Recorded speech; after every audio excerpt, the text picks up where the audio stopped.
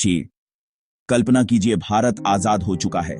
1947 का साल है। देश एक नया इतिहास लिख रहा है। लेकिन देश के नक्शे पर एक छोटा सा टुकड़ा अब भी विदेशी झंडे के नीचे है। गोवा, समुद्र किनारे बसा, खजूर के पेड़ों से घिरा, सांस्कृतिक विविधताओं से भरा हुआ एक अद्भुत प्रदेश जो अब भी पुर्तगाल के कब्जे में है। हाँ, वही पुर्तगाल जिसने गोवा पर 1510 में अधिकार कर लिया था और करीब 450 सालों तक वहां शासन किया। लेकिन क्या आपने कभी सोचा कि जब भारत ब्रिटिश राज से आजाद हो गया था तो गोवा आजाद क्यों नहीं हुआ?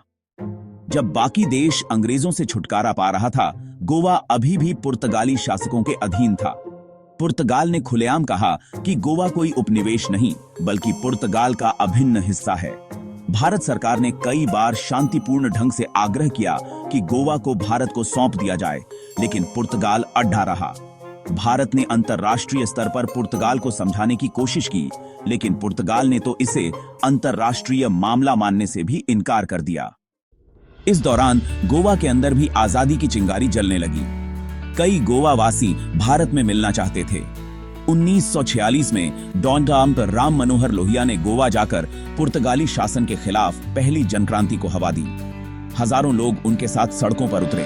पुर्तगाली सेना ने लाठीचार्ज किया, लोगों को जेल में डाला गया। लेकिन ये चिंगारी अब बुझने वाली नहीं थी। 50 के दशक में भारत सरकार का धैर्य जवाब देने लगा। जब चीन तिब्बत में घुस रहा था और पाकिस्तान कश्मीर पर नजरें गड़ाए बैठा था, भारत की जनता सवाल पूछ रही थी, गोवा अब तक आजाद क्यों नहीं? 1955 में गोवा मुक्ति आंदोलन और तेज हुआ। सत्याग्रही भारत से गोवा में दाखिल होने लगे। हजारों लोगों ने अहिंसात्मक आंदोलन में हिस्सा लिया, लेकिन पुर्तगाली सेना ने इन पर गोलियां चलाईं। 20 अगस्त 1955 को लगभग 30 सत्याग्रही मारे गए। यह भारत सरकार के लिए एक चेतावनी थी। अब जवाहरलाल नेहरू की सरकार ने तय किया कि बहुत हो चुका। 18 दिसंबर 1961 को भारतीय सेना ने ऑपरेशन विजय नाम से सैन्य अभियान शुरू किया। थल सेना, वायुसेना और नौसेना तीनों एक साथ आगे बढ़ी।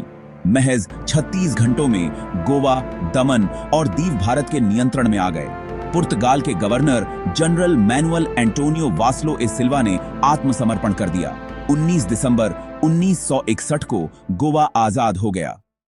इस सैन्य कार्रवाई के बाद भारत को अंतर्राष्ट्रीय आलोचनाओं का सामना करना पड़ा, खासकर पश्चिमी देशों से।